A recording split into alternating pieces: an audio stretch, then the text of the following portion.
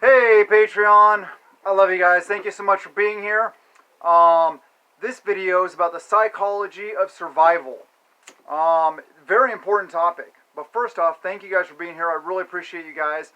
Man, it's getting harder to find places to video and stuff like that because it's dark when I go to work. It's dark when I get home from work. The kids are inside making crazy noises. I was gonna film stuff in my back room. But we got that all cleaned out, and it has a horrible echo, and so the sound sounded like crap. So hey, this is what it is. Anyway, I love you guys. Thank you for being here. Psychology of survival. SHTF, WROL. Life is not going to be normal, right? I mean, obviously, we're not going to have the same. We're not going to be in the same situation as we normally are in life. Basically, we're going to have to simplify life. We're going to have to go back to basics. We are going to have to live with less. We're going to have to deal with conveniences gone. You know, we're not just going to, we may not have the internet. We may not have cell phones. We may not have our refrigerators, our washers and dryers, our dishwashers. We may not have running water for some people. We may not have operational sewage, bathrooms, that kind of stuff. We may not have power, heaters, depending on where you are. Hopefully you have wood stove backup. We have a wood stove backup. We also have a propane tank out back. We have our range top on our stove that, yeah, okay, the lighter wouldn't work, but all I gotta do is light it with a lighter, right? Manually, I can still cook. We're totally fine if we lose power. No problem whatsoever. But a lot of people aren't in the same situation. So we're gonna have to deal with these things. So how are we gonna deal with them? Basically, everything's gonna become more difficult, right? Yeah. We're not just going to be, things aren't going to be as easy. It's not going to be like just go to the fridge, get something, and go do that. And, in any given situation, there may be some situations where we can still do that. There may be some where we can't. We may be bugged out into the woods where you got to start a campfire, cook your food manually for, it's a pain. And then do all the stuff like, how do I clean my dishes now? Unless you got a source of running water around, or a stream, or a lake, or a river, or something like that. You're going to have to use the water you have with you, right? That's why cast iron's awesome. You don't really need water. You just wipe it out. Most of the time, I just wipe my pan clean right after using it, and then, coat it with a good coat of olive oil, and let it sit. It's good. You don't use soap and water. Things like that. Basically, what it comes down to is, psychologically speaking, SHTF is going to be difficult. Very difficult for some people. Some people, they're going to lose their minds and totally just lose it. They won't be able to deal with it. This is why we're talking about the subject here. We have to be able to deal with it. One of the best things to do is to not sweat the small stuff. Don't sweat the fact that you can't get on your cell phone. You can't go to YouTube. You may not be able to go to YouTube. You may not be able to go to Facebook. All these kind of things. You don't have the convenience of picking up a phone and calling friends. You may not be able to pick up the phone and call the cops. Or emergency services, medical services, things like this. We're going to have to deal with things on our own. So there's going to be a lot of big problems. So don't sweat the small stuff. The little things, minutia. Don't worry about that. Be happy and at peace with yourself, and, just concentrate on the big things, the big ticket items that will keep you alive, basically. Positive mindset, big time. Positive mindset is vital to psychology. It's what you think, how you act, how you think, your temperament, all these things that make up who you are. And if you're constantly reiterating and concentrating on positive thoughts and positivity, you will exude it. It will just become who you are. Vice versa with negative.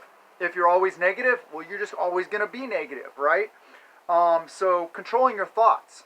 Mind control. MK Ultra. On yourself. Seriously. You got to be able to control what's up in here. You can't do, self-control. Just like eating. Can't have jelly donuts at every single meal. And that's all we eat. Of course. It's all self-control. Your thoughts, in some sensitive way, become reality. Because it's what you're thinking. It's how you're living your life. It's how you are going about things that makes it your reality. It becomes reality. You must visualize positive outcomes. Athletes, successful businessmen, all kinds of people use visualization, positive reinforcement, and visualization for success, to become successful. So that's what we have to do as preppers. Positive visualization. Negativity breeds negativity, and positivity breeds positivity. Think about the people you're around every day. In the office, at work, home, friends, stuff like that. Think about those people that are always negative and how they bring you down. And how it's not as fun to be around them as people that are exuding positivity. They're always positive, that lift you up. That's what I hope to do here. I always hope to be lifting you guys up. I don't want to bring you down. I want to lift you up. I like people like that, positive, because it's just good, basically, you know. If you allow the negative, it will control you. Kind of are positive too, but that's a good thing. If you're controlled by positivity, that's awesome. Yeah, start the change today. Start the change in your life today. I have a tendency towards negativity. I'll admit it. Yeah, I do. It's something I work on all the time because I want to be a positive person. I fail a lot of times. I'm human just like you guys. But yeah, that's something that, you know, it's an internal struggle. We all have them. They are all different. Some people are just naturally positive all the time. That's not me.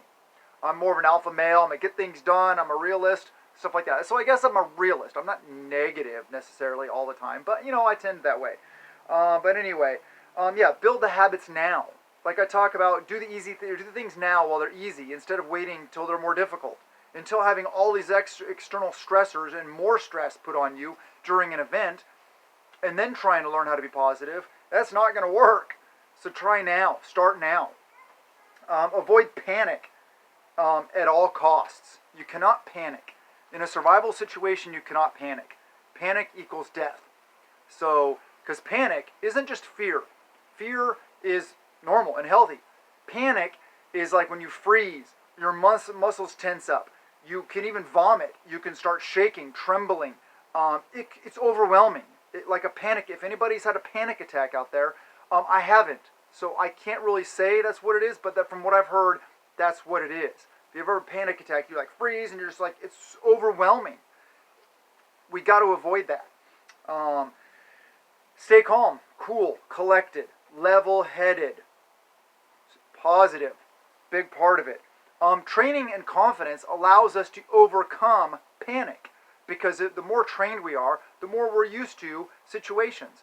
If I'm out in a combative type situation and I'm trained, I can much more effectively deal with a situation, a negative and a bad situation, if I'm highly trained, right? We may have things that are unexpected or things that we don't know how to deal with necessarily, but if we're highly trained, we'll be able to adapt to the situation. Semper Gumby, always flexible. That's another part of it. Be willing to and ready and able to constantly change, to modify your behavior, to modify what you're doing and how you approach things, and to be okay with change. We got to have that because we're not going to survive. And I apologize if you hear kids screaming in the background. That's my 4-year-old and my 12-year-old, and they're probably fighting. So, big brother's probably agitating 4-year-old. So I apologize. Those are my kids screaming in the background. They're not dying, hopefully. Yeah, panic causes loss of motor control, which is a big one. If you're out there, you know, with a pew-pew, you don't want loss of motor control because that's how you draw, that's how you present, that's how you do your trigger control, side alignment, all that kind of stuff. Same with everything you're doing in any kind of dangerous situation or any kind of situation. You need your fine motor control, right? Yes, we do. Emotions and attitudes are contagious. If we're negative all the time, it's contagious to people. We don't want to be that around our group, our mag, our team, our tribe, or whoever it is we're surviving with, just our family, or even by ourselves. We'll get down. We want it to be positive. We want it to be on that side of things. Don't have those around you that are negative all the time. Sorry to say it, even if it's like a lifetime friend. If they're negative all the time, well, you know, encourage them to change first. Help them to change. And then, you know, just limit exposure. That's all I can say about that. Create and enforce an attitude of gratitude in your family, in your life, your friendships, your co-workers. We should be grateful. We live in the greatest nation on earth. We got a lot of problems, a lot of stuff going on. But this is still the greatest place to live on earth. Trust me, I've been to almost every other country out there. This is still the best, by far. But an attitude of gratitude would be thankful to Heavenly Father for everything He's blessed us with. we're grateful for everything that we have been provided and we are able to do. I'm thankful and grateful to Heavenly Father to give me a good job so that I can provide for my family. Nice vehicles, a good home, warmth, food, all these things. Being grateful is good for the spirit. If you're not religious, then just feel grateful to whatever or for whatever. Just be grateful for the things you have. Goodwill, joy, happiness, all these things are good things to teach, to bring into your life, to empower in your life. Morale is vital. I mean, SHTF scenario especially, with all the extra stress, all the extra stuff going on, being happy, positive, and having good morale is going to be important, very important for success and thriving, not just surviving. SHTF, WRL, without rule of law, these, you guys know what I'm talking about, equal stress, period. It's going to be more stress, lots more stress. So mitigation techniques, exercise, taking breaks, playing board games, climbing, physical labor. These are all things, maybe meditation, maybe yoga, tai chi, things like that. Whatever works for you to be able to mitigate the stress, to lower your stress levels. Stress affects everyone differently. In their difficult situations, think about them, war game them, get them up here, some ideas that might potentially come so you can be better adept to deal with them when they come. Faith and spirituality, big time.